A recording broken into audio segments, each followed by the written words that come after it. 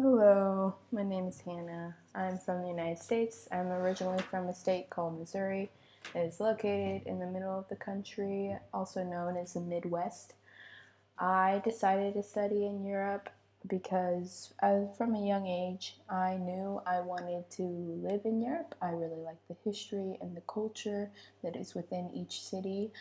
It is also really expensive to study in the United States, and when I saw the options that Europe offered, it didn't make much sense to me rationally to choose to stay in the United States when I could save so much more money.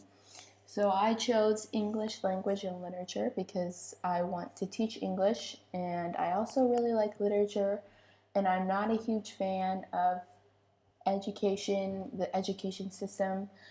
I have little experience regarding that. I did 2 years of school at a community college in the United States where I studied education, and I wasn't a big fan of all of the rules and regulations that are required when you're teaching in the actual education system.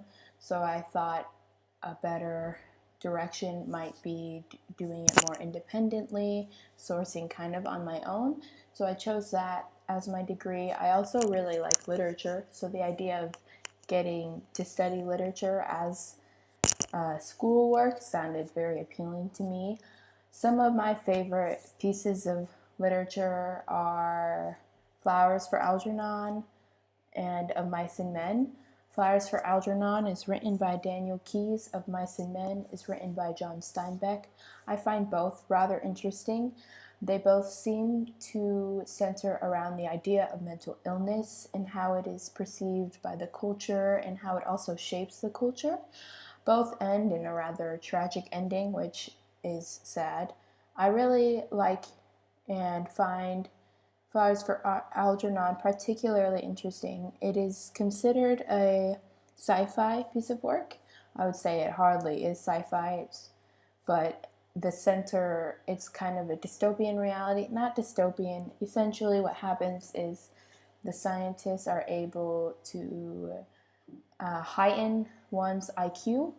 And so they start testing on a mouse named Algernon, and they notice how their experiment works, and the mouse eventually becomes smarter.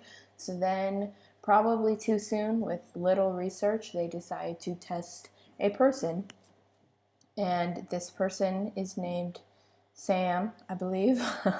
And so they test him, and he eventually becomes smarter. But it is really interesting because the mouse and him, their timing is not very far apart. So the juxtaposition and the progress is a rather interesting thing. It's a bit of like a foreshadowing throughout the entire book because the main character who is tested is able to see his progress and what slash who he will become in the future. And to kind of spoil it, the mouse eventually starts going insane. So the character knows that he's eventually reaching his end, or not his end, but his IQ will essentially decrease faster than it increased. It's also interesting to watch the idea of how because he starts with being socially impaired, and then upon receiving this experiment, his IQ is raised, and so the friendships he had before or the interactions he had before, he was able to see whether or not they were positive or negative, and you were also able to see how his idea of human nature and his overall spirit changed. He was a very happy and loving person, but then as his IQ was heightened and he was exposed to the cruelty of mankind, he became cruel himself and he became harsh and cold.